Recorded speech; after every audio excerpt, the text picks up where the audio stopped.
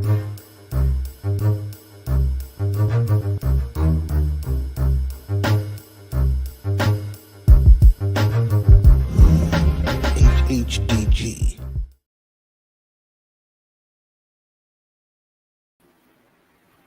Peace, HHDG. You are on another episode of HHDG Media, the podcast. Big shout out to everyone, as always, tuning in every interview through our YouTube channel, as well as our Facebook group, HHDG. You can check out our previous interviews through our YouTube channel, as well as some on our website, which are also, we have some written interviews on there.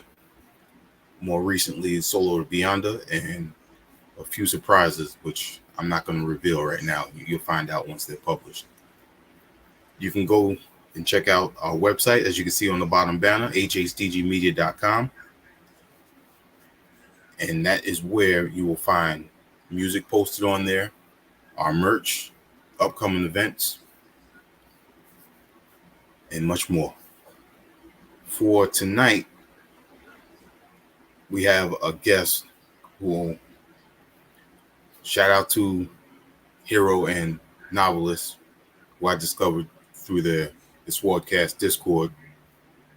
You know, there's a lot of talent in the community, so much respect to hero and novelists. And I've had the honor of interviewing a few of them already, and here we are again tonight interviewing another talent.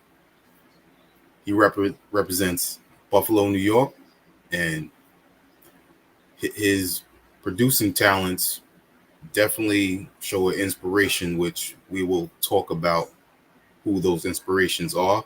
And he has his own style with it. Definitely ingrained in the boom bap and the soul music. We'll get into a little bit of that Japanese soul as well that he's definitely digging into right now.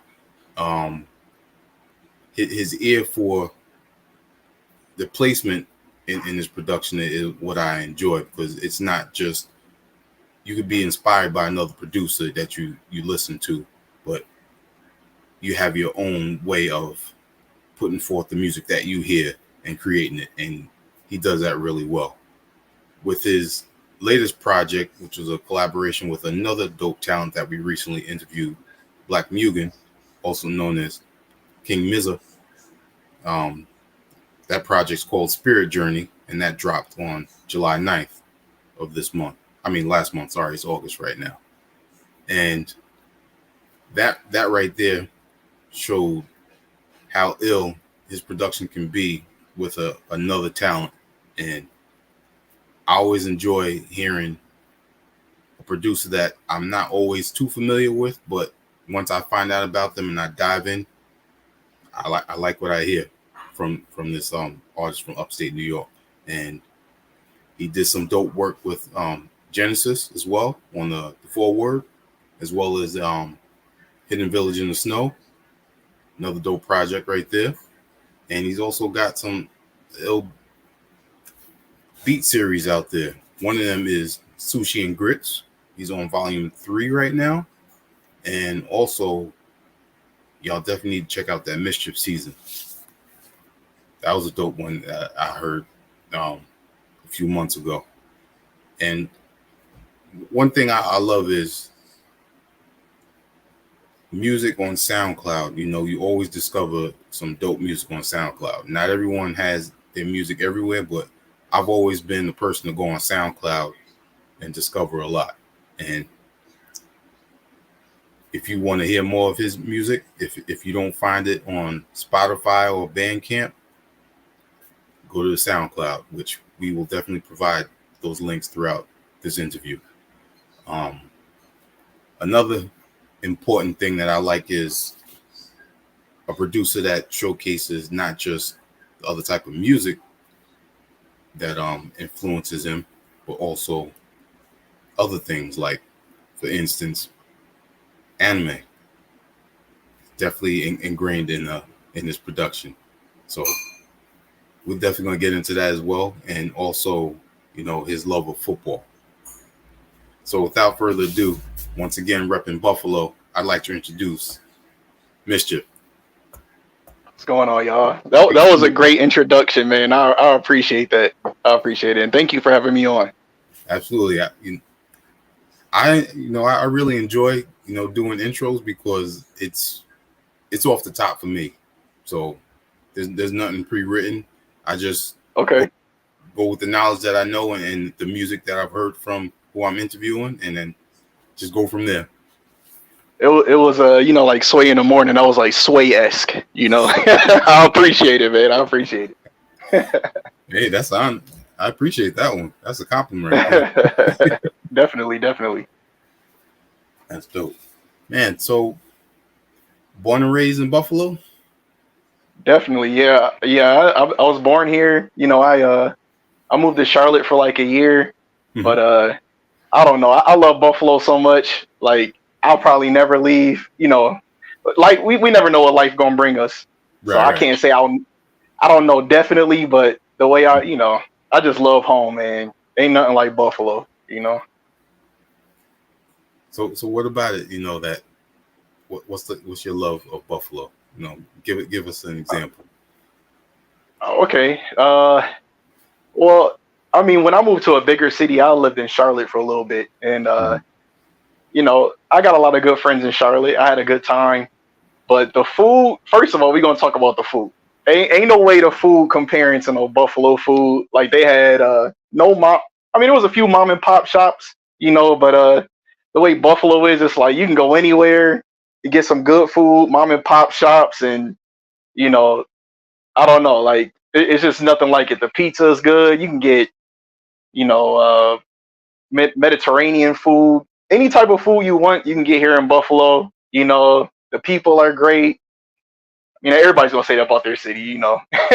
But the people are great. I don't know. It's just home. Like, ain't nothing like Buffalo, man. Ain't nothing like Buffalo.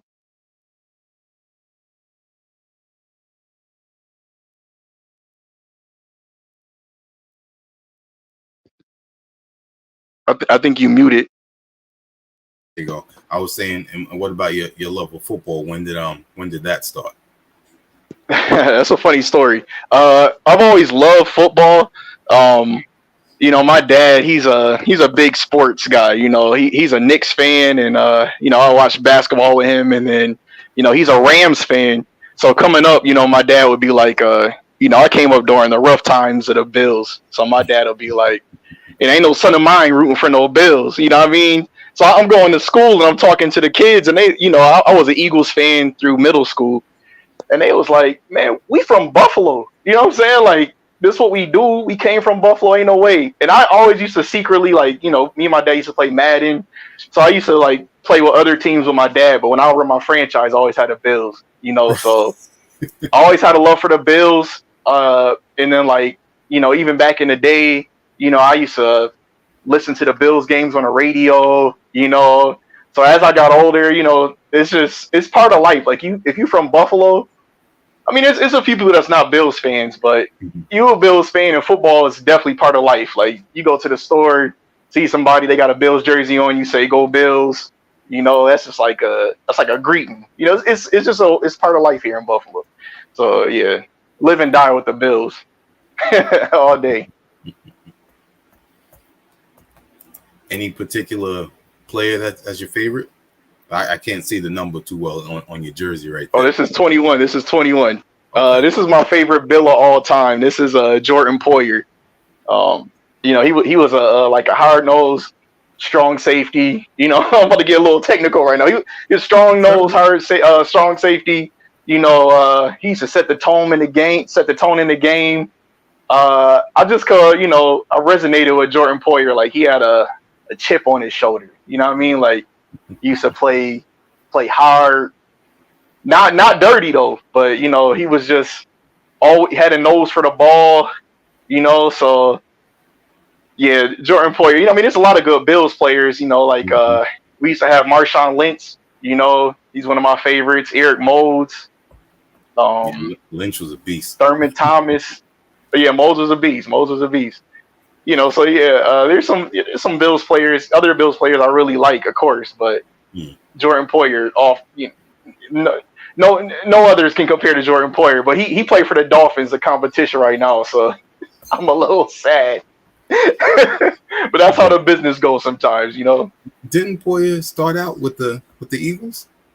He did, and then he went to the Browns and he came to us. Yeah.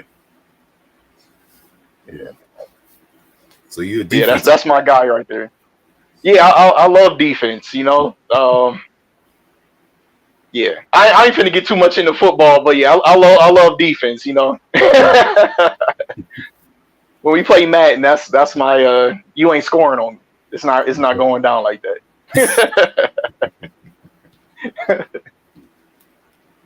Now, what about personally? What did you play any football? Like organized, uh, official, anything like that? I did it like a little bit in middle school, but it was just like before school, you know, like intramural type stuff. You know, I Mhm. wasn't really able to coming up. You know what I mean? But if I were to play anything, especially in high school, I'd definitely play football for sure. You know, we used to get like it was a big group of friends. We used to it wasn't like modified or anything, but we used to play. We have like Buffalo versus Rochester, and then we'll play Syracuse, Albany. But it was just like a big group of friends we would just play. So yeah, football has been part of life. All right. Yeah, me being that I'm from New York, I always go for the Giants. But growing up, I was a big Houston Oilers and Redskins fan. I could respect it. I could respect it as long as you ain't say the Jets. You know, we don't do the Jets out here. No, I'm just playing. I'm just playing. The Skins. I mean, I heard the Skins might be alright this year though. They said they might Maybe be decent. we'll see. Or the Commanders. I'm sorry, the Commanders. They might be alright. Yeah, gotta be correct now. Yeah. It's funny about that. There's still people out there trying to petition to get that name back.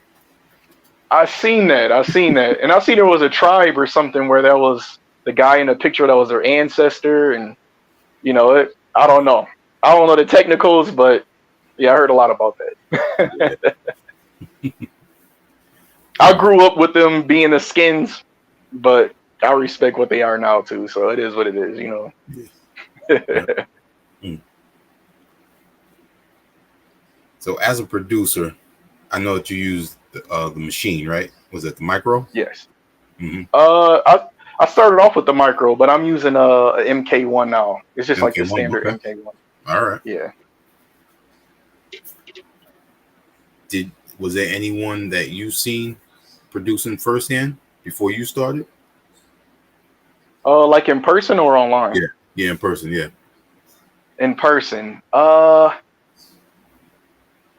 really in person. Like my uncle, he was he used to rap. He lived here in Buffalo and then he moved to Cleveland. He made a lot of friends out there and they used to record a lot.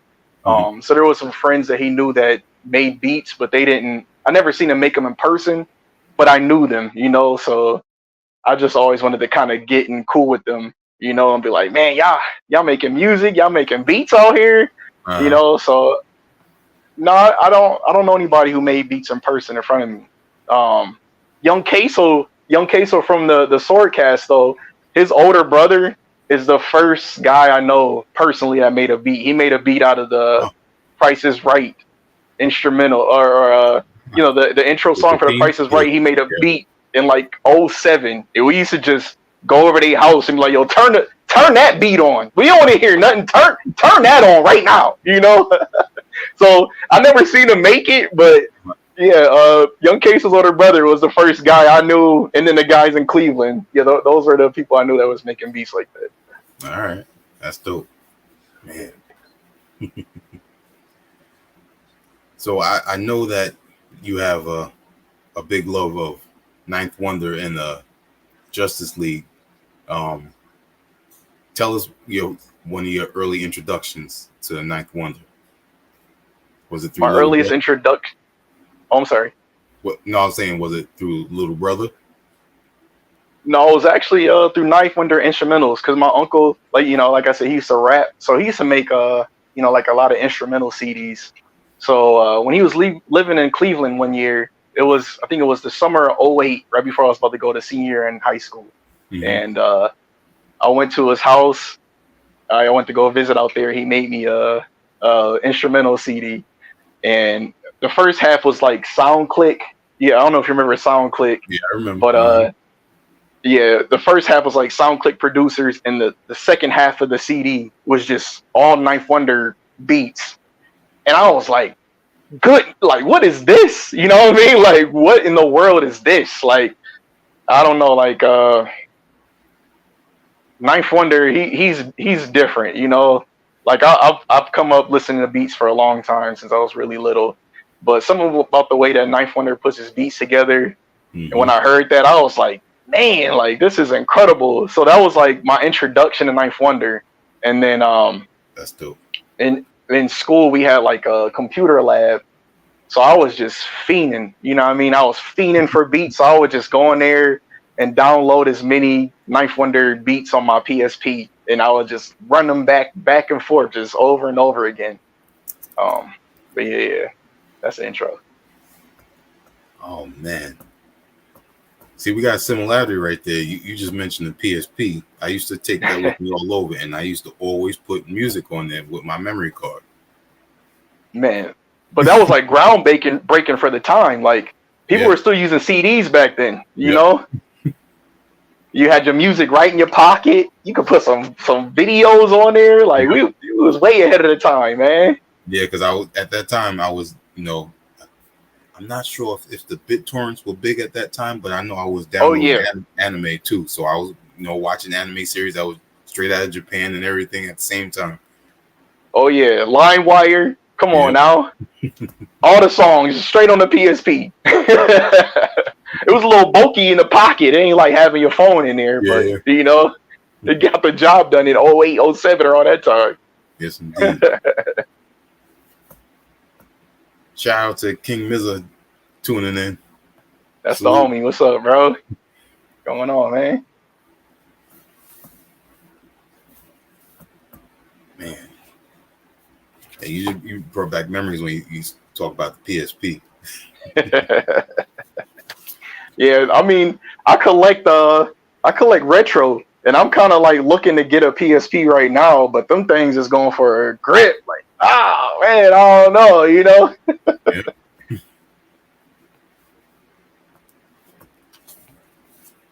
What was one of your favorite games that you had on there? On my PSP? Yeah. Oh man. Oh, Patapon. Patapon was like a rhythm-based game, but it was like, I don't know, like, it was real strategic. You like going to battles, and everything had to be on beat. If you wasn't on beat, then your battle is not going off right. Like Patapon, I used to run the SOCOM Fire Team. I think it was Fire Team Bravo or something like that. That was my joint on there. The Daxter joint. Oh man, I had Need for Speed. Yeah, now the PSP was clutch, man. I used to and you could download the PS1 games on there too. I had Metal Gear on that joint, Crash Bandicoot, Power Stone. I had the Power Stone on that joint. PSP, that's, I gotta get me one of those again.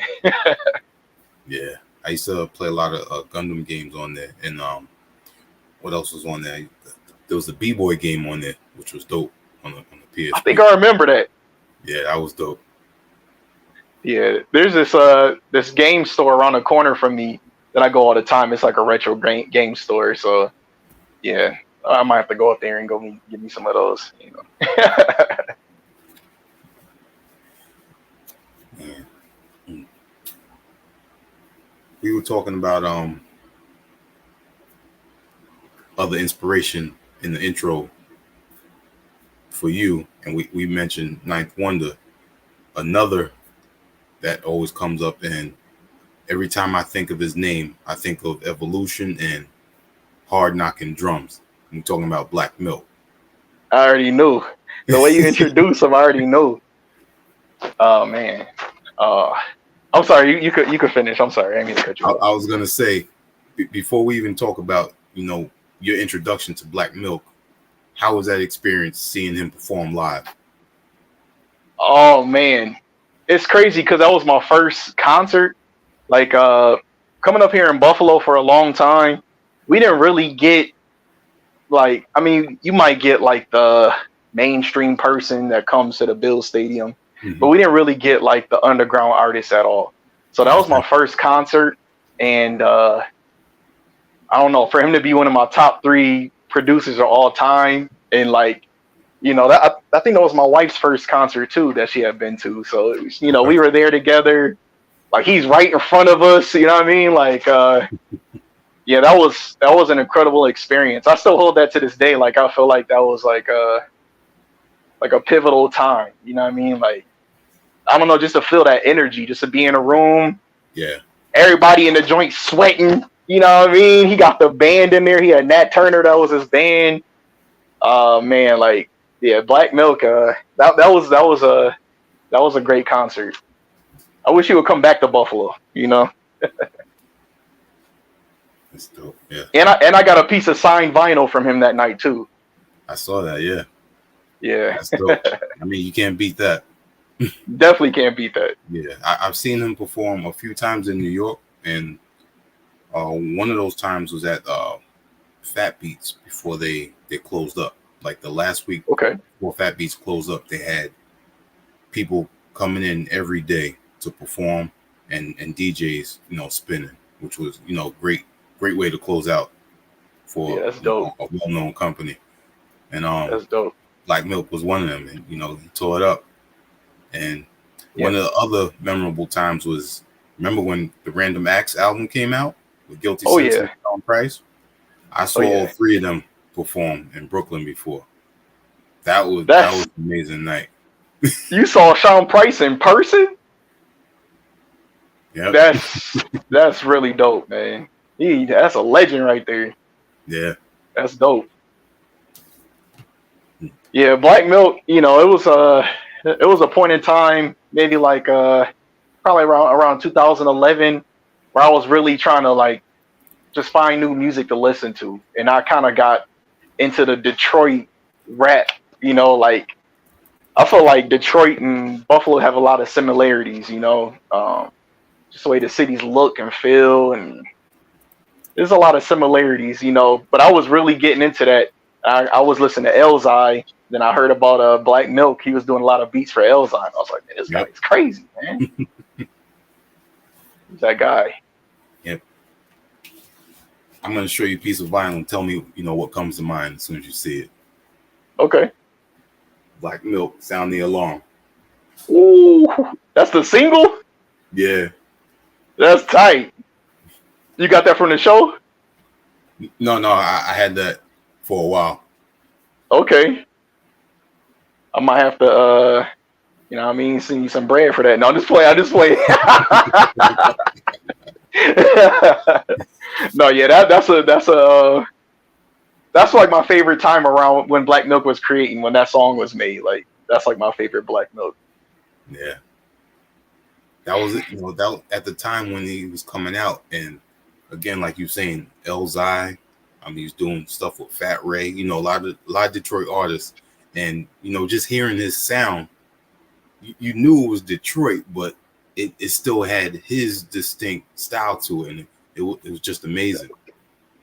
Exactly. And he evolves with every album that comes out. Yeah. Like, no album sounds exactly the same. You can tell it's Black Milk, but it's a different style every time.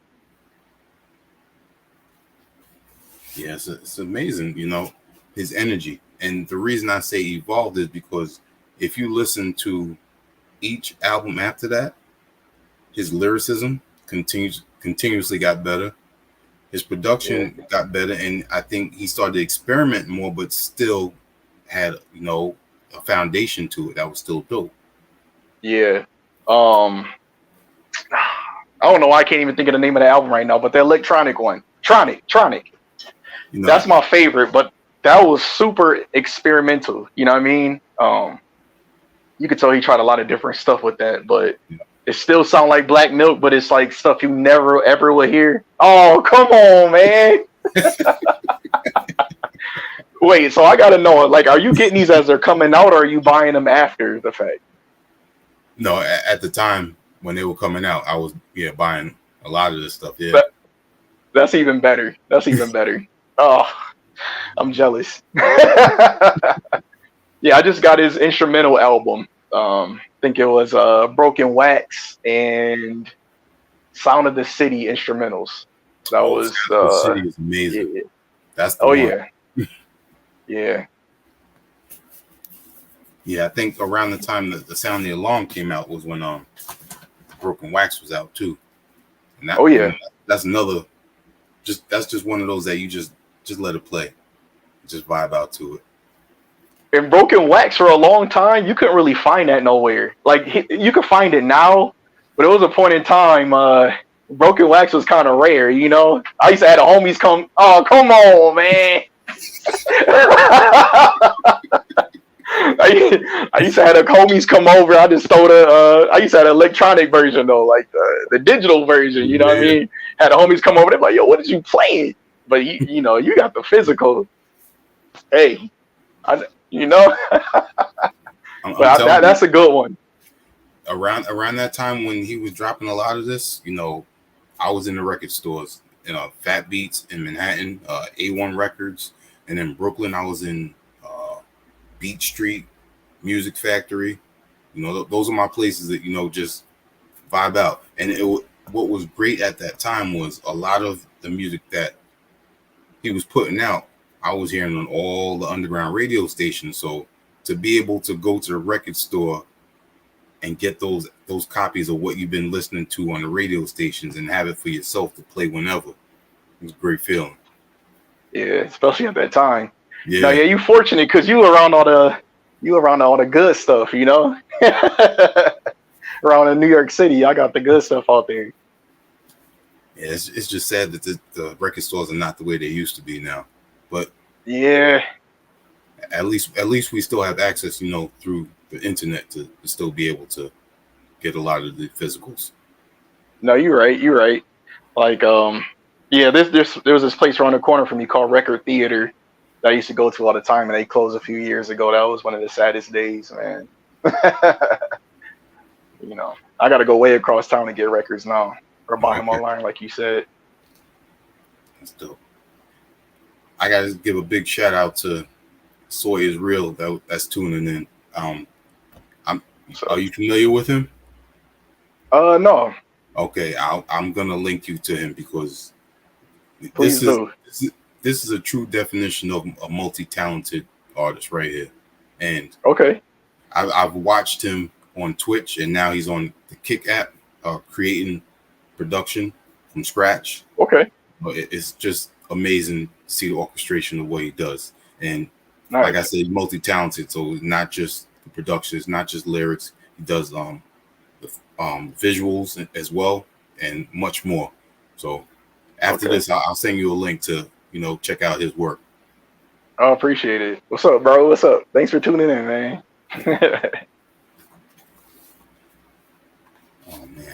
Oh man, I'm just surprised, sometimes to see who's tuning in. So I'm appreciative of that. Definitely. Growing up, aside from hip hop, what other music were you hearing? Man, my dad is one of my biggest influences. Like my dad used to play everything around the house. My dad used to have a rule though: no rap in the house. Wasn't no nothing. You know what I mean? I turned some rap on. My dad is not with it. You know what I mean? But my dad used to play a lot of jazz and Erykah Badu, Jill Scott. My dad's music collection is crazy. So that was mainly what I was hearing. What my dad was playing. He would like he was in a band. He used to play bass guitar. So I spent a lot of time, with my dad, just hanging with, because I was the only child for a while. I have a little brother, but I was pretty old when my little brother was born. So I would just go and chill with my dad and his friends and just listen to them playing their music all night. And yeah, that's what I mostly heard. Saturday mornings, you know, we'll wake up, my dad cooking grits, you know what I'm saying, eggs and all that, and he throwing some jazz on.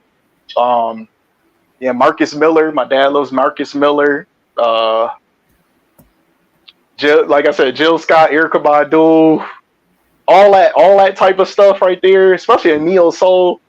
Like that's what I was hearing around the house. My mom was very she's into music too, but my dad more so. You know, they will go to jazz festivals, and music has always been a part of life. Like we'll like me and my dad we'll go out somewhere and he playing some Shaka Khan or something or some Shalimar or something like that, and he'd be like, "Yo, what is this?"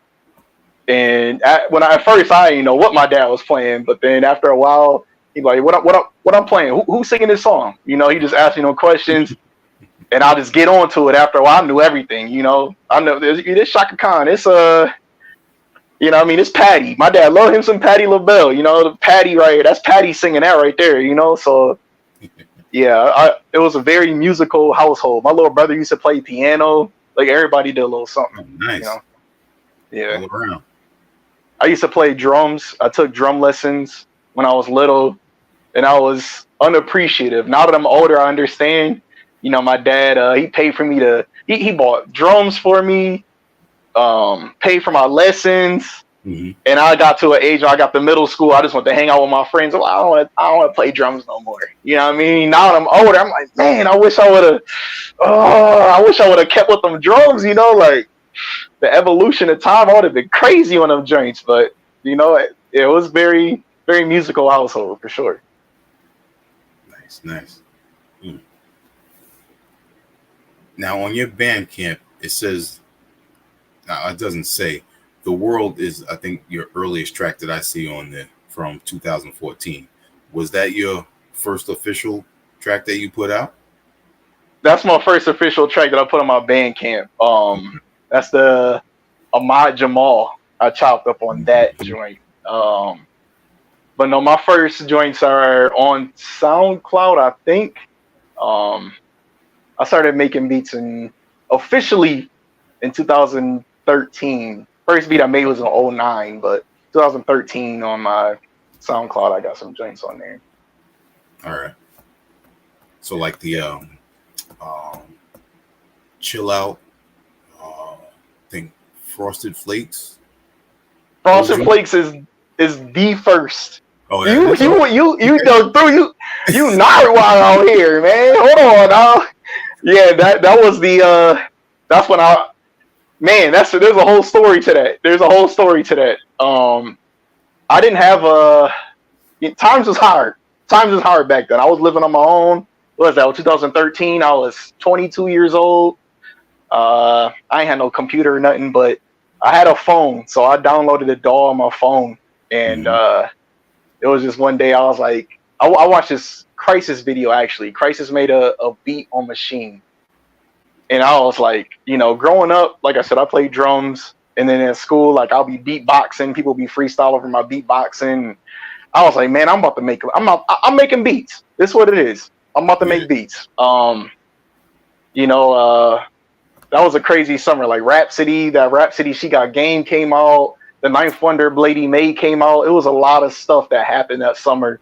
And I was like, man, like I gotta make some beats, man. So I downloaded the DAW on my phone, and I made Frosted Flakes. That was my first joint. Dope. Now that's some Nardwuar stuff right there, man. Now, when that track first started, if I remember correctly, I was hearing a little bit of, who was it? Was it Ahmad Jamal? No, the Frosted Flakes, that was Umi Says. That was Mos Def, right? Mos Def, yeah, Mos Def. Yeah. Yep. I don't even know what made me want to chop that sample up. I don't even remember what happened, but that was the one. That was the one that was getting chopped up.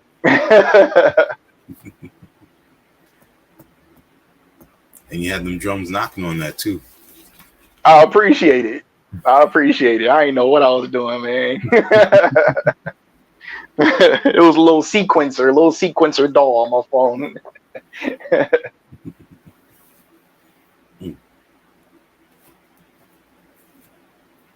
Tell us when you're creating your production, do you know some people have a certain feeling and they want to express it that way. Does it come spontaneous for you? It is. It is very spontaneous. I don't know. A lot of people. I don't know. Everybody's different. Everybody's different. Some people try to capture the mood and stuff. I found out it's not the way I want it to be, but I realize I'm controlled by the seasons. And I can't control it. I can't control it. But like in the summer, there's just a certain type of way I'm making beats, and then when it gets cold outside, it's just another way. Like I wouldn't say it's necessarily a mood or anything. It's just I don't know. I love fall and winter. I feel like I make the best music when it's colder outside. I always felt that way. Is your birthday around that time? I was actually born May 28th. I was born when it was hot outside. But yeah, I'm more so. I found out I'm more so driven by the seasons. It's hard to explain. Yeah.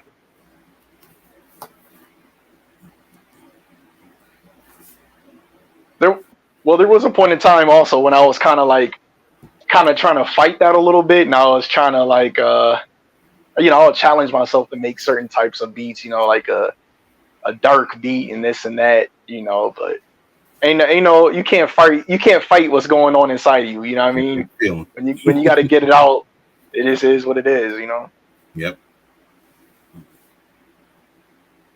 So that was, like I said, around 2013, 2014. And then you had the J Mischief project. That was like 2015. Yes, sir. To this day, that's one of the projects I'm still most proud of. Like I had projects out before that, but I wouldn't say those were official projects. Like the J Mischief project, that was the one where I sat down for a whole day, put that tape together,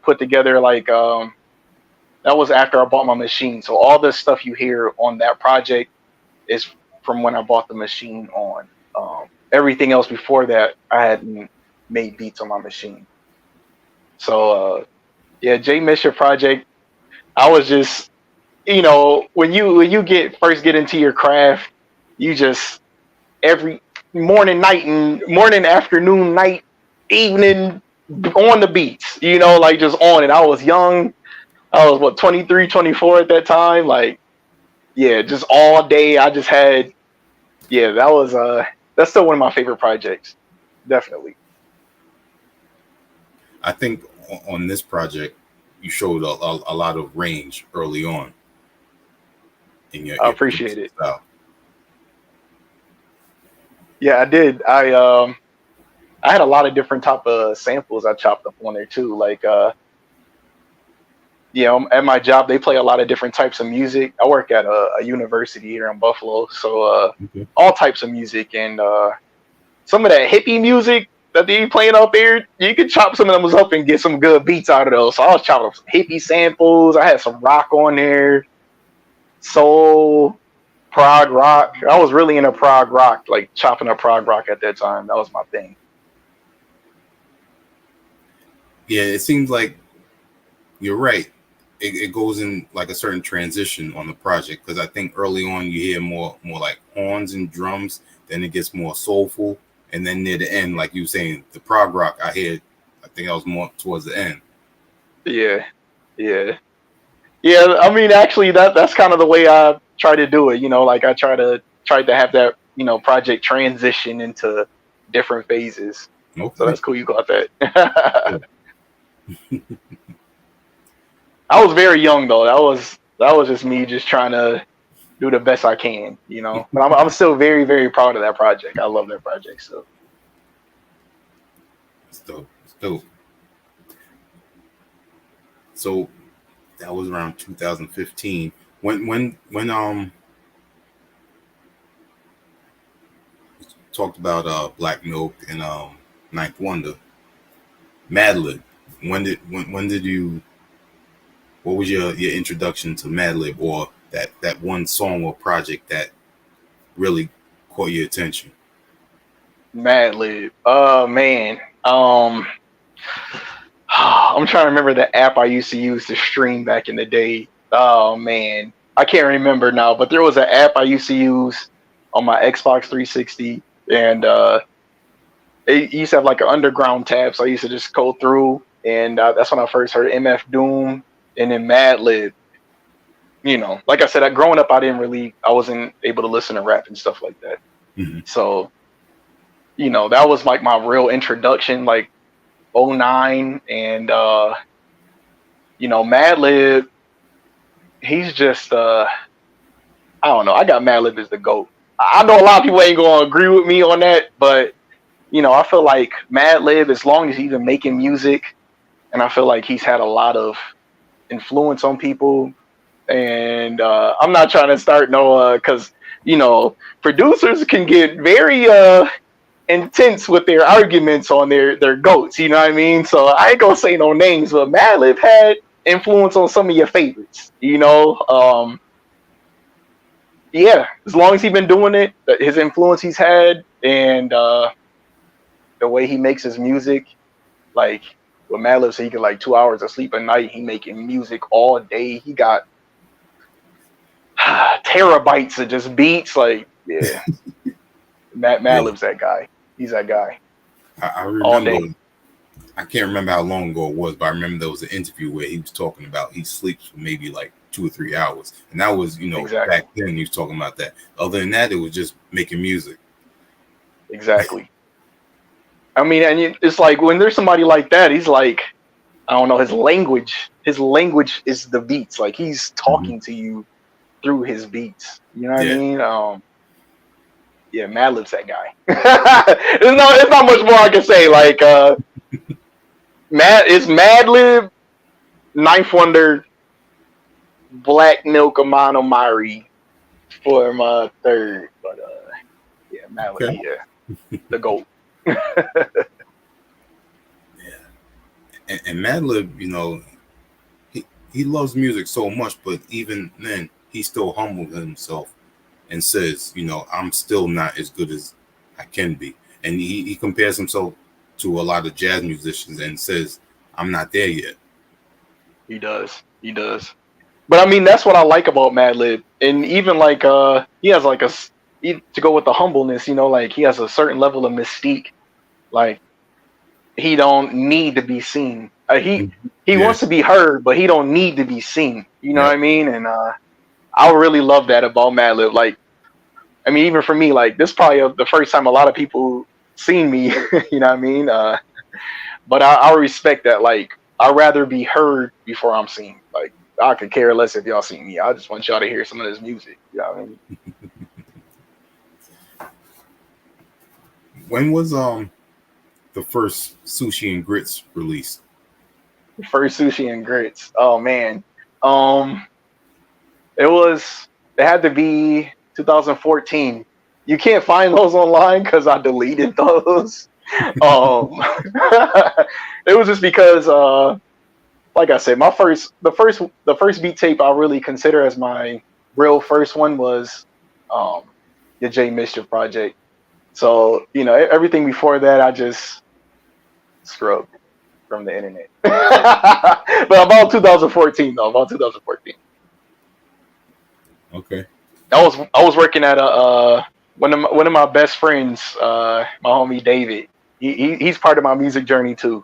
But I worked with his family for a while, and that's kind of where I got the idea for, at that time I was naming my beats after like Asian dishes. You know what I mean?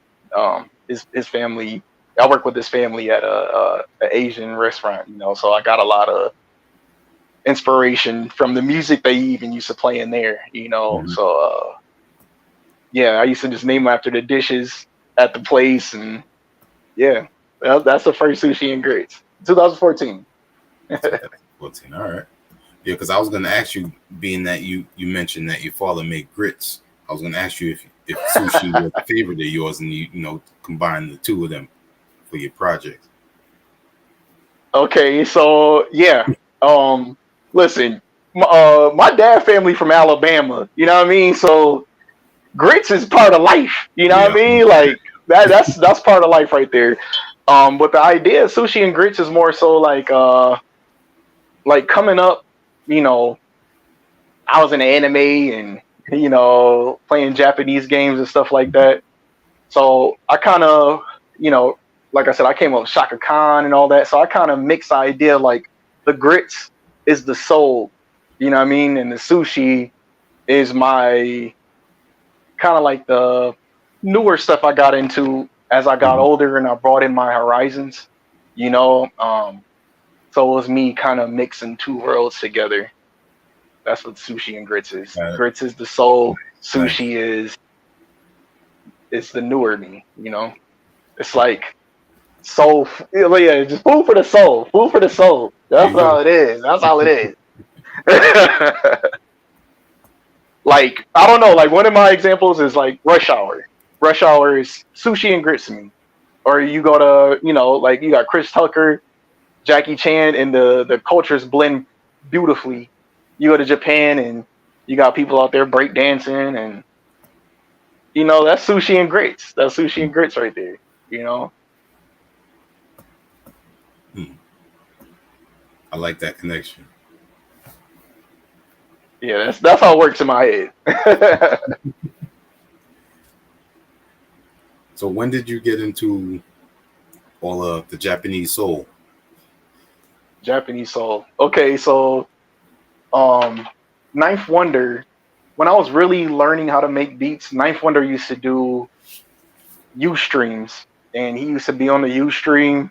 U stream I don't even think it exists I anymore. don't think so. But he used to go on there. It was a live stream, and he'll make a beat in front of you.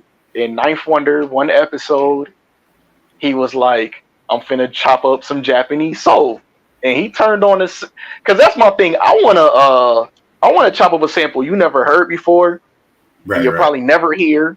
I don't want you to recognize it. I don't. I just want to do something so different out pocket. You know what I mean?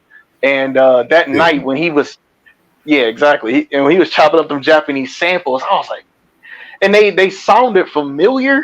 You know what I mean? It sounded like some of the stuff I was raised on, but it was still different in its own way. You know what I mean? And I was like, man, it's. I started doing research, and it was like a plethora of just stuff that was just untapped. Like it's just so much stuff, you know. So that became my thing. Like, man, y'all ain't gonna know what I'm chopping up, and it's still gonna sound good. It's gonna sound like some soul, but I'm gonna make it my own thing. You know what I mean? And yeah, it's because of Ninth Wonder. Yeah, there was I can't remember what it is. I gotta check a picture of it again. I saw Sky Zoo one time. He was DJing strictly jazz music, and Oh yeah. he played, I think it was a Jackson 5 vinyl from Japan, and whatever this track was, it was only on that vinyl that he had. And I remember Okay. taking a picture. I got to go check it again, go find it again. But it was just mind blowing to find out there's always something different in another region that is not at home. Exactly. Exactly. Like I even buy records from Japan and get them sent here. Like they're a little grip, but Japan got And their it's own supposed to thing be going right on. here. Oh yeah. Like this artist named Yoko Takahashi. Uh actually I got it right here. I actually got it right here. This is Silhouette my joint. favorite. This is my favorite. Oh, let me see if I can get on the camera. This is my Big favorite silhouette right album here. I have. Yoko Takahashi. And dang, I can't get it. There we go. There we go. Silhouette. This is my favorite. At one point in time, you couldn't find this online, but within the last year, somebody kind of leaked it on YouTube. I was kind of tight about that, but um, yeah, Yoko Takahashi got that heat. I got both her albums. She only got two. It's kind of rare, but yeah, that's my thing, man. That is definitely my thing. Yeah, I love finding uh, genres of music that we grew up on, and then hearing it from another country and hearing their style and their own way of doing it. They're a little variation, yeah, Mm-hmm. yeah. So Yeah. My dad be asking me about that. It's just like you feel the music. You don't understand what they saying, but the music just feel good. yeah, that's all it's about. Oh Hmm. yeah. I'm sorry. It's hot. It's hot here in Buffalo. I'm out here sweating. Said I'm hot. good though. I'm good. It's hot. It's like 90 degrees out here, man. Oh, man, that's how it was It ain't earlier supposed to be today. this hot. Yeah. Like I said, I'm a fall or winter guy. This ain't for me.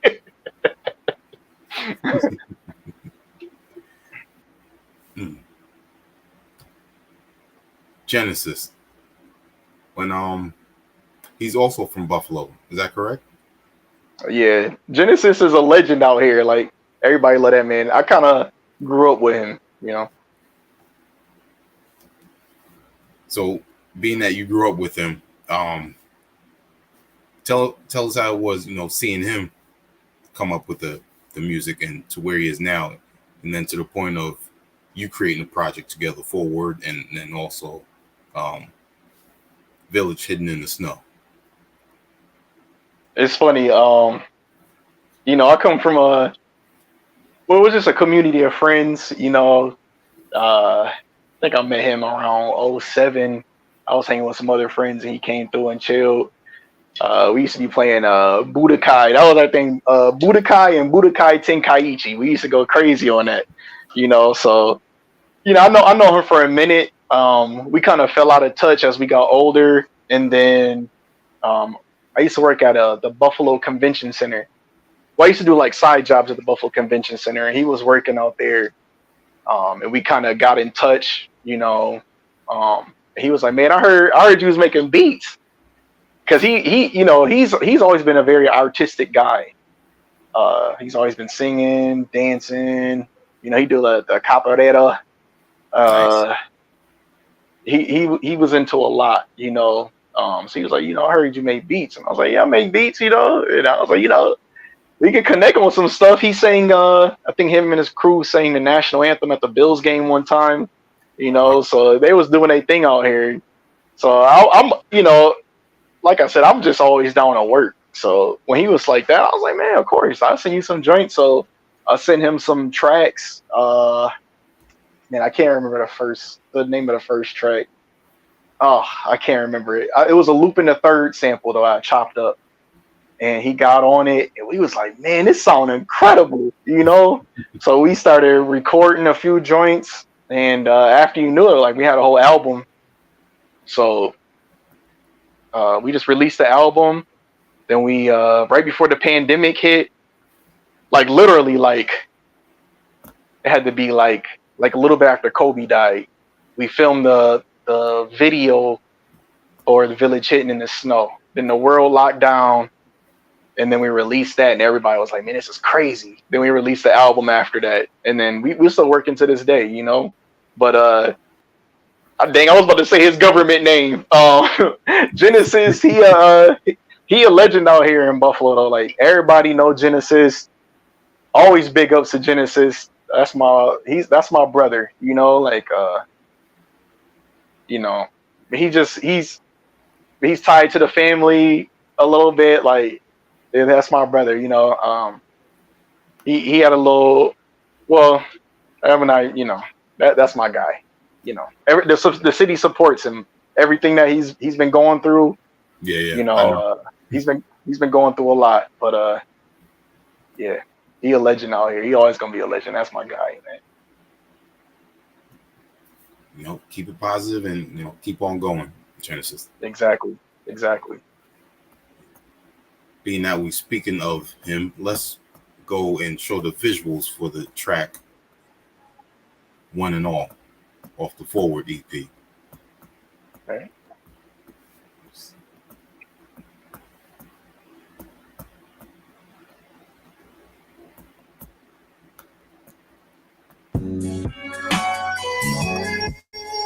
Mischief.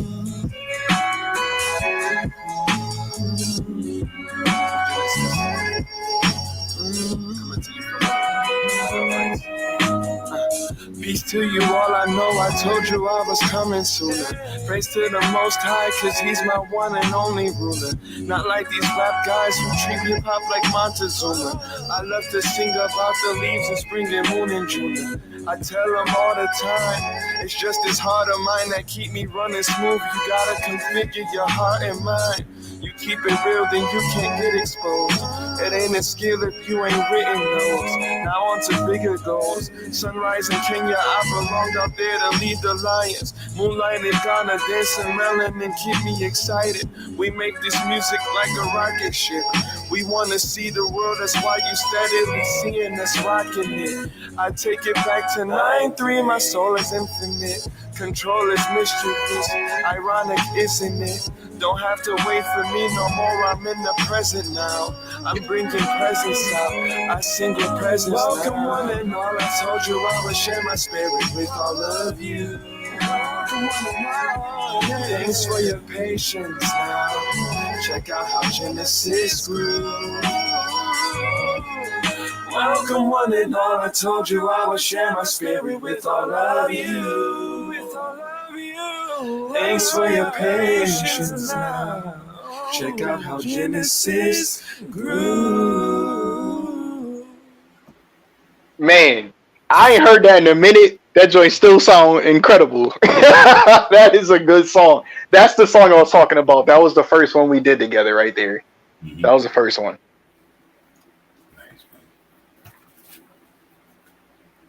It's just nice, you know, like, oh, I'm sorry. No, good. I was going to say, you know, that type of song and then knowing your production, it sounds, you know, you had a perfect organic, you know, connection right there with him. I was just about to say that. It's nice when you somebody tells you to send beats and they send you music right after, and it just like it speaks to you. Like that's like what you made that beat for, you know? When he sent that back, I was like, oh yeah, that's I mean, ain't nobody else getting on that beat. Like that's what I made that beat for right there. What you did right there. I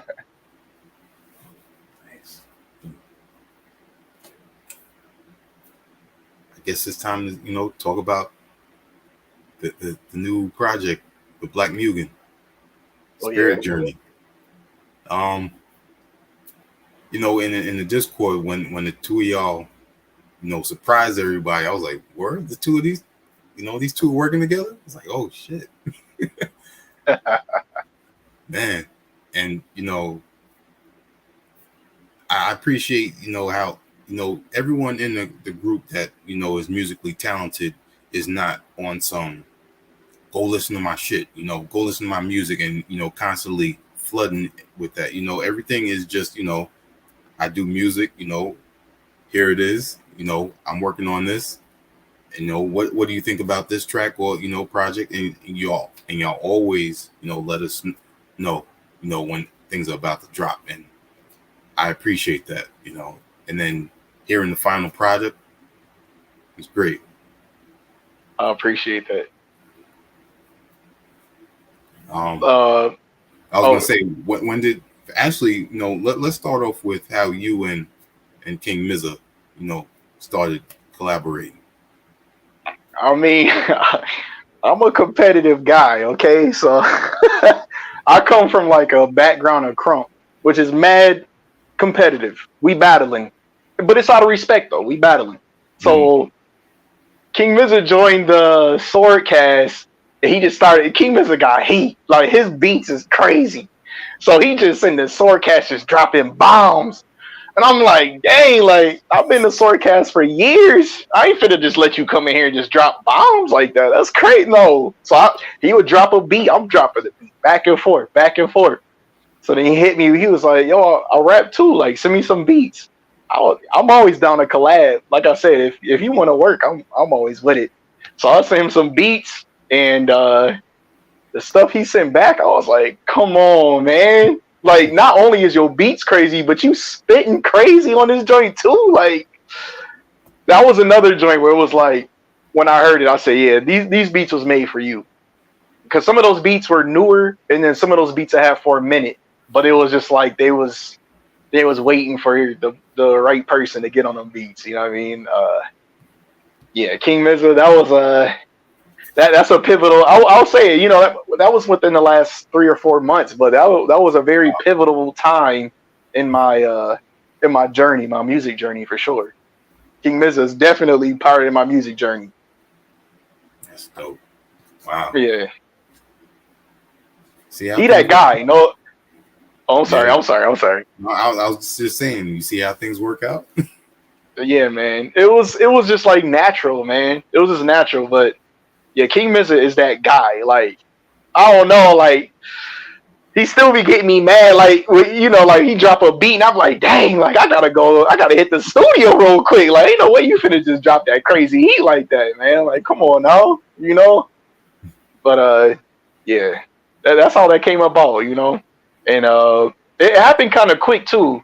It happened within, man, maybe like 2 weeks or so. Like, I sent him like a little package of beats, and then he sounded really good. And then I just sent him a whole bunch more, yeah. And the project was done in about 2 weeks, and it just came out just so natural. And even like what he talking about on his beats, you know, yeah, just the content, everything it just was right, you know. Yeah. It's hard to explain, but when it's just like when the energy is just feeling so great on your music, it's a feeling you can't really describe. Like, yeah, I'm really proud of that project. What I like about Spirit Journey too is I always say that two things are always key aside from the music, and that's the sequence and the mixing and mastering. But when you listen to this album, I like how you put certain audio clips in, not just the way it started out in with the first track of Spirit Journey, the album title track, but also how they go into each other track. Yeah, It almost feels like an anime and a martial arts film at the same time. it does. It does. That's actually King Miz's idea. Well, when we were first getting up, I was talking to him about a lot about you know, I'm finna get a little technical, but I got a little setup in my room where I was running. Okay, so I was taking samples from my PS3 and I was recording them straight into a VHS. Okay, so I can get like a certain sound, you know. And so I was explaining that to him, and then we're doing these joints, and then he sends me the album, and he has it sounding like a VHS tape. And you know, it was just kind of like our conversation, kind of just, I feel like it birthed that, you know what I mean? Like, because it sounds like a tape. It sounds like you put a tape straight in the joint. Yeah. You know what I mean? You got the dude talking, joint come on, then it's like channel change, dude talking on after the beat. Like, it was just it's hard, man. Like, King Mizza, he that guy. Listen, King Mizza is that guy, man. That's all I got to say. He's that guy, man. I'm just happy that everybody liked the project, you know.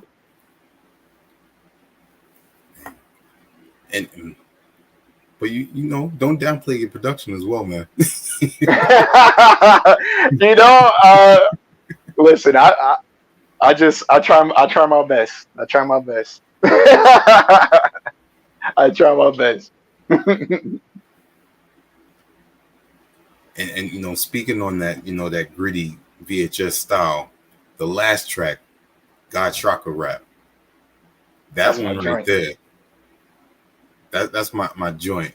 And the filtered layers of how the sound comes in and out, that's dope the way you did that. Yeah, that beat I made that maybe about 3 years ago. It's like I get in like certain grooves And at that point in time, I was in a certain groove. I was using, I could say this a long time ago, but this is a guy named Stolen Drums, right? So he used to make beats on live. So he used to just play his drums right out. So I used to just take the drums and chop those up and play those drums out the way I wanted to.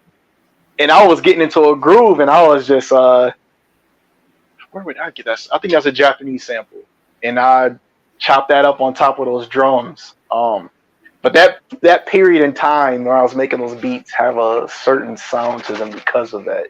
Because I was just chopping up a lot of Stolen Drums. I mean, listen, if your name is Stolen Drums, your drums is getting stole. No, I'm just saying. So I was just chopping them up, rearranging them, doing the way I wanted to, and then I was just, you know, but that beat, that was a special point in time when I was making those beats right there.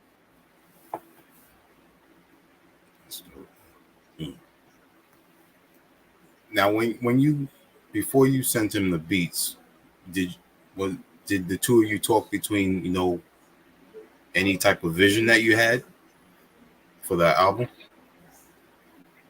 Any vision? I think the vision, we didn't really say we want the album to go this way or that way. I think it was more so like we just talked about life and who we was, and we kind of just got to know each other in the album. I knew what type of beats to send, and just like I said, like the way he did the VHS and everything, like it just based off us just becoming homies. You know what I mean? And like Kobe and Shaq, or like Josh Allen and Stephon Diggs. You know what I mean? Like it was on some stuff like that. Like we ran a scrimmage a few times. We know how it's gonna work. We finna get it moving. We finna get the championship. That's what that was.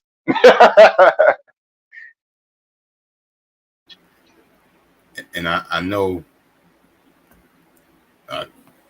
King Mizza did that dope artwork on there. Oh yeah. Yeah. Was that something that was also, done during the process, or was this after? Yeah, he surprised me with that though. It was like he was like, "Yo, what you think of this cover?"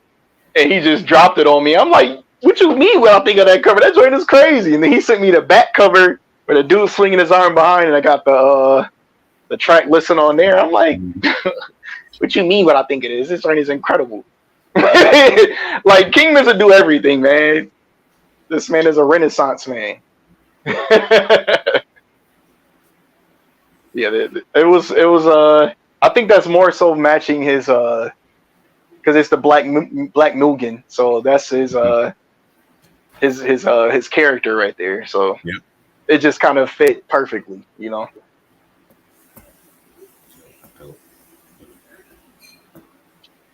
And then what about the features? You had Sherm Sticks on there, Eric Purpose, and Adrian Peace. Yeah, I'm glad to get to know them. Those are actually King Mizza's homies. Yep. So I got to know them through King Mizza, but they was all dope on there. Every single track they was on. Every track. I was like, as I'm going through them and I'm playing, I'm like, hey, he got the feature too? Come on, man. Like, yeah, they definitely blessed every track on there. Like, it all came together perfectly.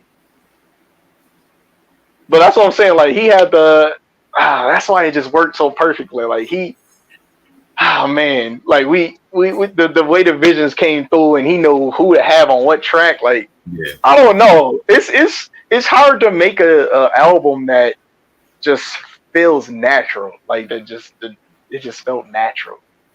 It's hard to describe. It's really hard to describe, but that was meant to be. When you made any of these beats on here, were you watching any anime or martial arts or any type of media?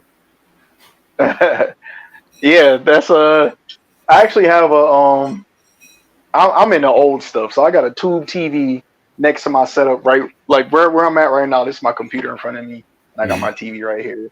So I got, lots of DVDs. So I like to just run my DVDs as I'm making beats. So I probably have some Crouching Tiger playing on there.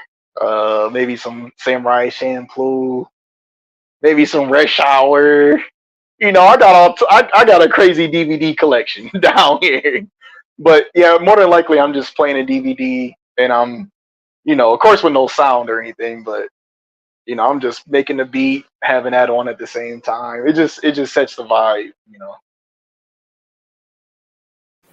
That's dope. Mm. And a lot of times too, also like when I'm making beats, say like I have like a whole album, because I'm really into games too. Like I collect a lot of games, so I'll have like a whole album playing as I'm playing a game, and then I hear a sample I want to chop up, game getting paused. We recording this into the computer, and we finna make this beat. And then when the beat is done being made, then I get back on the game. We're gonna turn another record on. Because I work, like I said, I work at a university, so I get like winters and summers off. So I just be having time where I can just get absorbed into the music and really get into it. That's dope, man. Yeah. Being that you work at the university, are you familiar with their college radio? Actually, no. No. I actually need to get into that. Yeah, because I was gonna say when I was in college, I interned so at the radio station, and most college radios they play every genre. They have this set segments and everything, but they play every genre. So I'm just Yeah. putting it out there, maybe try and get some of your music up there. That would be dope. That would be really dope. Yeah, actually, I don't know why I've never thought of that. Because the school has all types of people up there. That would be kind of dope. I'm pretty sure they do too. It's like it's a SUNY or State University in New York. Mm-hmm. So yeah, I'm pretty sure they got a radio station up there.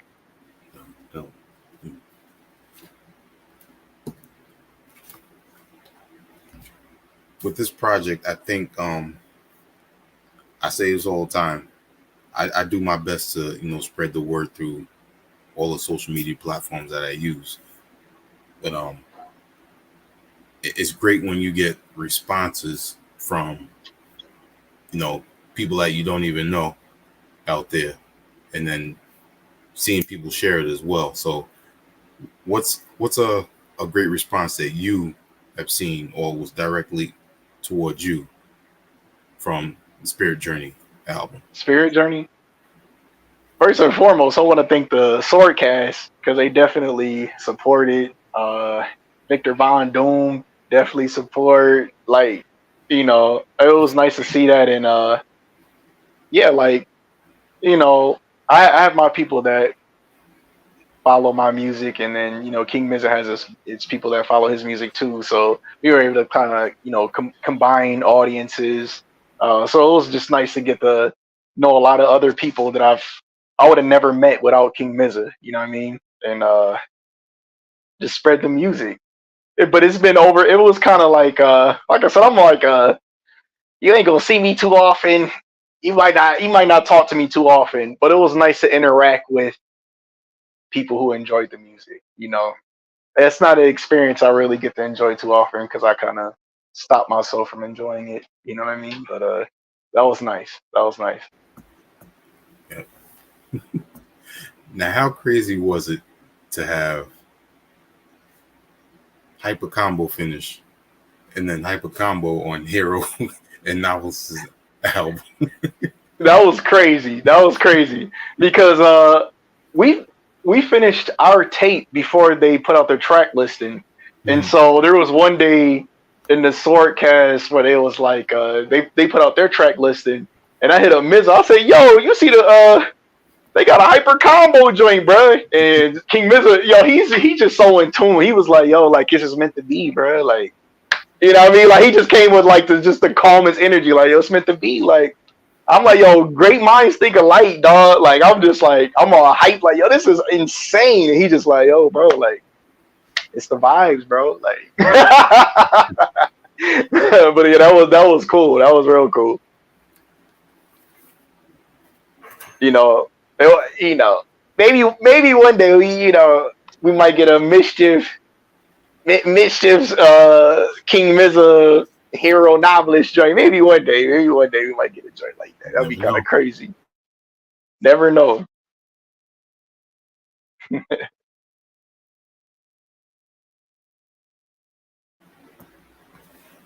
What is a current anime that you're watching right now? Hmm.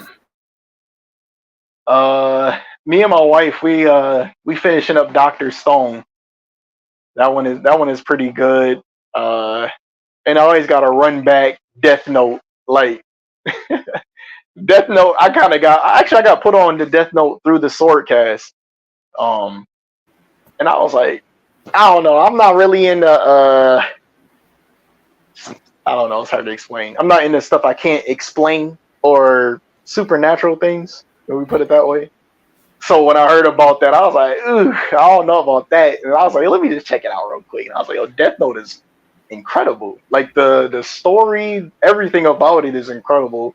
Um, yeah, so I always gotta run Death Note back every once in a while. But right now, as of right now, we're running the Doctor Stone. Okay, Doctor Stone's I good. was I watched that with my younger son. Yeah, it's really, really good. Like it was a point in time where I'm like consuming anime after anime. But that's my wife now. Like she'll just pop up and go, "Oh yeah, I just found this new anime," But now more so, I'm just I just watch what I like, what I'm really, really into. Yep. So I'm gonna ask, who's your favorite character from Cowboy Bebop? Cowboy Bebop. Uh, y'all gonna be mad at me because I don't remember the names of the characters. But the black one is definitely my favorite. The big dude. That's my favorite character. It's been a minute since I watched it. Don't be mad at me, y'all. Don't be mad at me. It's been a while. They're gonna get you in the Discord. They gonna get me. I already know. That's why I had to apologize. I'm like, yo, I'm gonna get a whole history lesson on this tomorrow. They're gonna be like, you don't remember Jet? Jet. Definitely. It's just been a minute. Like, I think the last time me and my wife watched that was like, it's about 10 years ago since the last time I watched it all the way through. It's been a minute. Yeah, I just recently started rewatching Ramen 1.5. Okay. It's been a minute, and it's still entertaining. Is that one from like the 90s? Yeah. Yeah, that was like I don't know, anime from the 90s, like the way it looked, it had like a dusty feel. That period in time of anime, that's goated. That's the best time for me. Anything out there is good.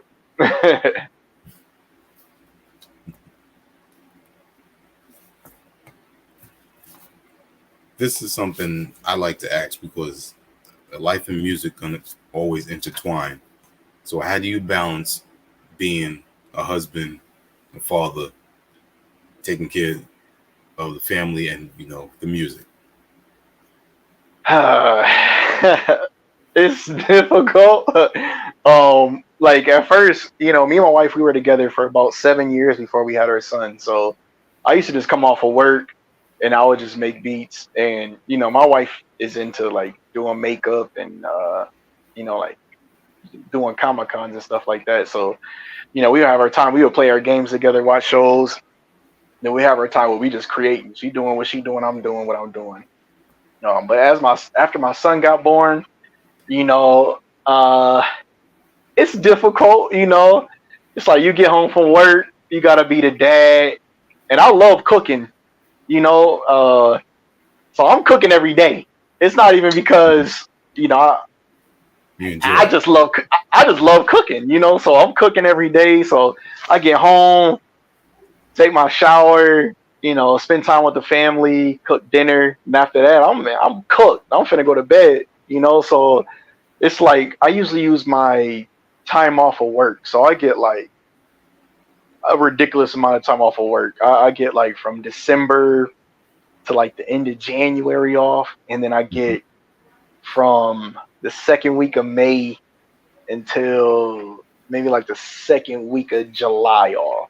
So I kind of 9 to 5 my beats at that point in time, and I really just save up my beat. I make a lot and I save them up and I mix them and then I put them out slowly as I'm at work. Of course I'm still making beats while I'm at work, but I just can't do it at the pace I really want to. You know what I mean? So Right. I use that time when I'm off of work to really get to it. It's just it's an adjustment and it can get kind of frustrating because like as a creative, it's like I'm trying to put this in a way that it's like you just got to get that off. You know what I mean? Sometimes when you're creative, you just got to get it off. And when you can't get it off, it's frustrating. You know what I mean? So you just you got to do it while you can. That's all. You got to do it while you can. Yeah, I understand. I mean, it's a lot of time management and communication. That's what it really comes down to. Exactly. And my son is a little man now. He's 6 now, so he got the soccer practice, and he going to first grade next year. So I know he gonna be doing homework with the little man and all that. So I ain't mad at it though. I love being a dad. That's my little man. Like he look just like me. That's my little guy right there. So I'll do anything for the man. So I just gotta, it's just balance, and Yep. I'm grateful I have that time off of work because if not, it wouldn't be the way it is right now. I'm just fortunate. And you gotta stay on top of them teachers, man. Trust me. Oh yeah. I was fortunate though because his kindergarten teacher, I graduated with her. I knew I came up with her since 2nd grade, so I was very fortunate that last year, like I said, I've known her for so long, so she would just text us, tell us what's going on through the day, and made it really easy for us. That's dope. Yeah. No, it's almost like the unexpected babysitter because already knows about you already, and then knows your son right there. So little extra help right there. Exactly. It's like just don't remember how I was in high school. That ain't him. No, just playing. Different person. But yeah, we are grateful for that. Man, Mischief, I definitely appreciate you taking this time to speak with us. Oh, look, we got Rels tuning in. Peace. Hey, what up? Swordcast family, what up, bro? Man, you a legend too. Yes, indeed, and I'm still working. Get him on there too as well. I always throw it out there every once in a while to remind him. So when the right time comes, he'll be on there. Yeah, but I appreciate you having me on, man. I appreciate it, and I say this all the time, and I truly mean this. I'd like to give the platform for any artist to come and speak with me because I genuinely do listen to your music, and I also take the time to find out a little more about you aside from the music that I've been enjoying. That's cool too, because I watch a lot of these interviews you do, so I definitely observe like you definitely pay attention to what's going on. A lot about the music and all that. So yeah, man, this is a good platform. This is definitely a good platform. Definitely. Like I said, you like Narwhal. You pulled out the first project. I said, how you know about that? How you know about that?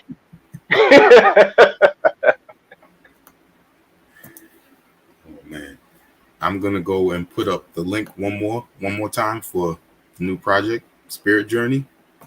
For everyone that's out there, And Definitely check it out. What? before we leave, me and King Mizzo, we got a few more projects we working on too. We got Oh, a King Mizzo on a few other beats too. You know what I mean? Like that was just the first. That was the sampler. You know what I mean? But I ain't gonna give too much away. But he got a project that's coming out that got some beats on it, and we might okay. have another project we working on. We might. You know what I'm saying? That's for y'all to find out. You That's dope. know. And before you go, the very last thing, give us the history on your name, Mischief. Mischief. Okay. Uh, Mischief is from when I was crumping. Okay, so like a lot of my creativity, like crumping isn't really respected in mainstream media because people don't like the way it look, and that's the way I thought about it at first. I didn't really respect it because I didn't really like the way it looked. But one of my friends, but Crump took over Buffalo real hard around like '08, '09, around that time. And two of my friends, actually Jay Exodus, the dude that I did that one track with that came out this summer. I think it was, don't ask me for the name right now. I can't remember right now. But I did a track with Jay Exodus. He from Buffalo, and he put that was one of my friends. We came up with me and Genesis. We all know each other. And him and his friends said they put me on Crump, and Crump is like you gotta your name is everything. Hmm. You battle for your name, you earn your name. So like even if when we were little, or younger, you would come up and you want to have a big homie name. So say you got somebody named Justice or whatever, just for example, you might be Little Justice, Junior Justice, or whatever. So at first I was my first name was Tragic, but everybody was like, that's too grimy for you. Like that's real grimy. You know what I mean? Um, so I came up with Mischief. That was my thing. I came up with the that's the Mischief sign. It ain't no gang banging or nothing, but Crumpin is like, it's just you come with your crew, it might be on site. You got to battle, ain't no violence or nothing, it's just battle. Right, right. But that's where I got my name from Crump. Like Crump taught me a lot of stuff. Respect, how to respect people, how to be creative, how to get into what days you're not feeling it, and how to deal with, being creative on a day where you're not feeling it. Like Crump it's very important in my musical journey, you know. Mm, So yeah, that's where I got Mischief from. that's dope. And see, I didn't even know, that it was really big in Buffalo like that. Yeah, I mean, Crump is kind of took a little. I wouldn't say it took a downturn. It's just not as popular as it was. But Buffalo is like one of the guys that's really popular in Crump came from Buffalo, and the main guy. His name is Tight Eyes. What up? What up? That's young Queso. What up, Queso? But one of the guys that is the main guy is Tight Eyes, and one of the guys from Buffalo is like he was like under Tight Eyes. You know what I mean? So Okay. Buffalo was like really, really, really into Crump at one point in time. So yeah, that's like that's part of the DNA right there. Dope, dope. And before I let you give your shout outs and where to support you at, I gotta ask, is the upcoming tape still dropping this month on the 22nd? Oh, that's an old post. That's from a few years ago. I gotta change the date on that. Okay. That's from maybe like a year or two ago. Okay. I was being a little. I was a little ahead of myself on that. I got a few other projects came up and I had to work on those. All right. So yeah, that's all that is. All good. All good. But Sushi and Grits 4 will be coming out though. Like that's what All I right. do. Sushi and Grits is part of the DNA. It's always gonna be Sushi and Grits. Uh, to be honest, the Jay Mischief project was part of the Sushi and Grits series. Like that's gonna be my thing. So yeah, Sushi and Grits 4 will be coming out sometime soon. But I just learned to release music when it's ready instead of telling people ahead of time. You know what I mean? definitely go check out Mischief's his beat tapes, his series, like you said. Wow, Mischief season. I like the way he chopped the Rhapsody joint in the beginning like that, vocals. Oh yeah. Um, once again, give you shout outs and let everyone know where they can support and reach out to you. Well, I want to give a shout out to first and foremost. I want to give a shout out to the homies in the Swordcast. What up? What up, Sly? What up? What up, Young Queso? What up, Megatron, King Mizza, Hero Knob? You know what I mean? All y'all. And if you want to find the music, holla at Mischief Season on SoundCloud, and then on my Instagram is Mischief 716. 716 is Buffalo, so Mischief 716. That's pretty much Mischief 716 on everything. So yeah, that's where you can find the music. And like you said, Spirit Journey, Village Hidden in the Snow with my homie Genesis. That's where you can find a lot of the music.